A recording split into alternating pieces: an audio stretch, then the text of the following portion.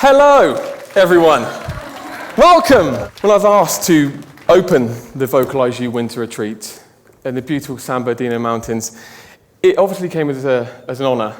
But I think what Dave and the team were hoping for was something that was going to be short, especially now, something that's going to be short, informal, but we have a keynote, so get cozy, all right, get cozy. It's going to be a long ride. They asked for something to be inspiring, be something that resonates with the way that I live my life, and something that could go some way to helping you guys this weekend. So that was the aim, that was the remit.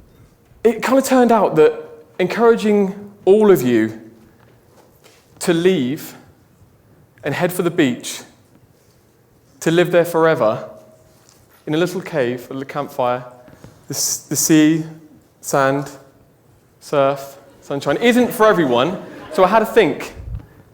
And this is what I came up with. Now, I know what you're thinking. I don't have to think a lot because I've in fact stolen that from somebody else. And that is true, I have. This is a quote that resonates with my life a lot. And I don't know about you, but I see quotes online all the time.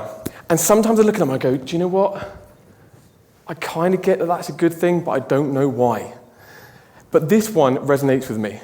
And I want to, in some way, in this talk, just let you know why that is, and hopefully it benefit you for the purpose of this weekend. So I looked online for other people explaining why this quote is so good and what it's about, and I came across a random girl on a random YouTube video, and so I want to share it with you right now if I could. Nelson Mandela said, "May your choices reflect your hopes, not your fears." And I think that means that your choices should be based on positive thoughts instead of negative ones.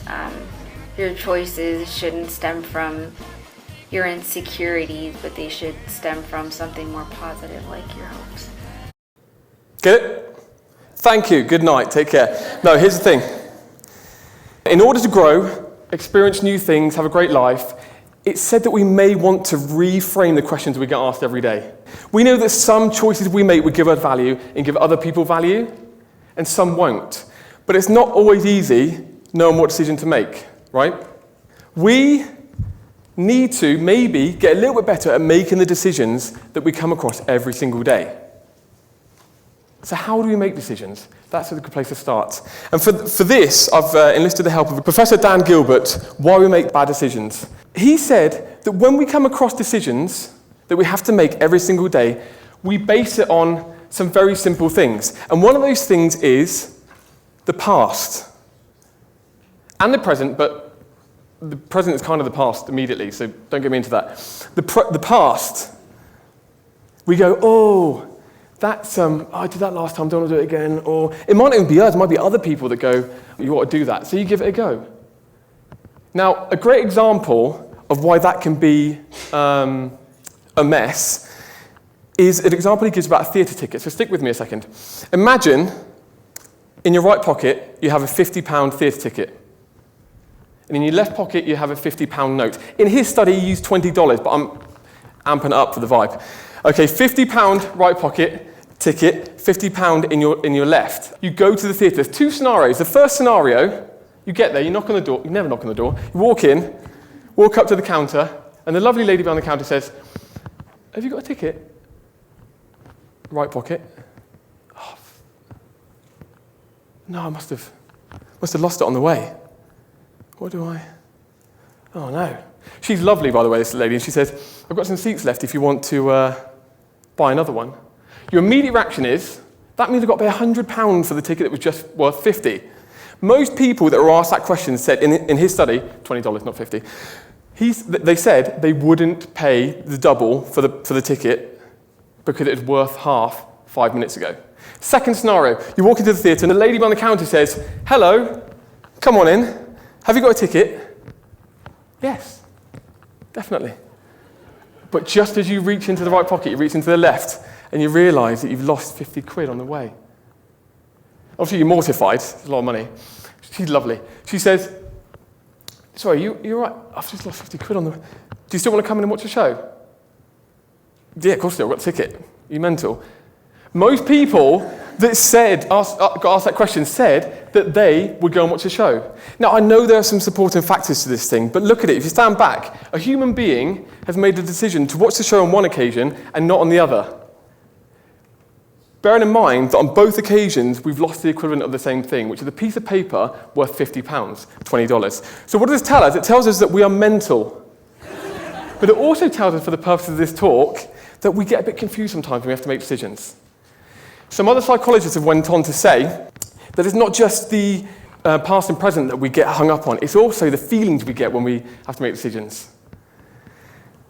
And it's all about whether this situation I'm currently in, like now, is going to destroy me or benefit me. Is it going to make me cry? Is it going to make me happy? Is it going to make me phone my mum? I don't know.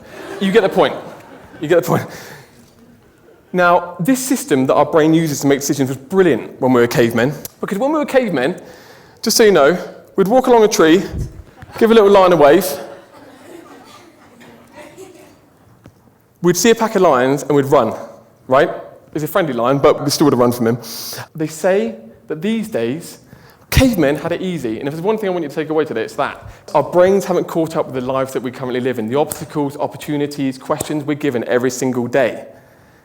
And that is what we need to bear in mind here, that our threat protection system will jump in and stop us from doing things.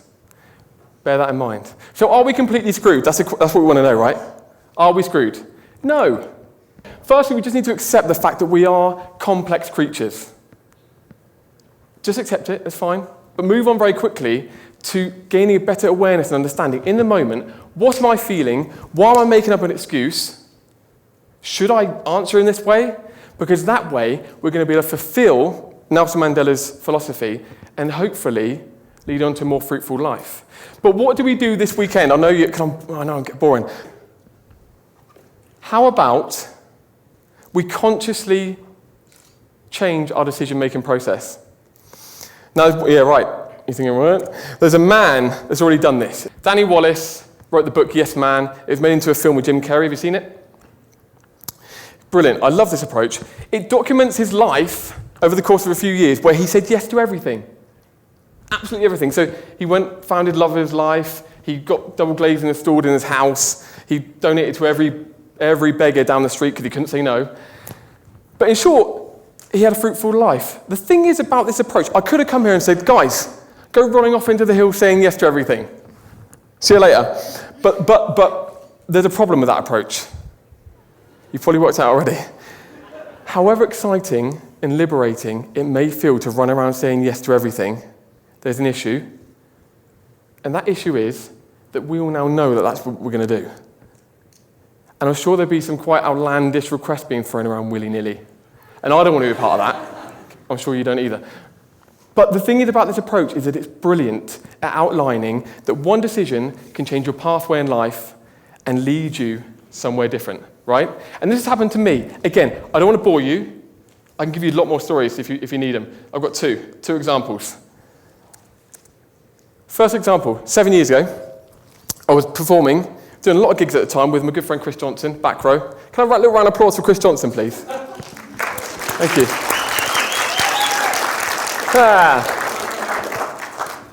You can get out. We were gigging a lot of the time. I'll keep it short. Gigging a lot of the time. We were offered a gig from one of our good friends who couldn't do the gig in central London that he was offered. So he offered it to Chris and I. Now, I don't know if you've ever gigged in central London when you've got to set up your own PA, but it's horrific. There's nowhere to park, for one.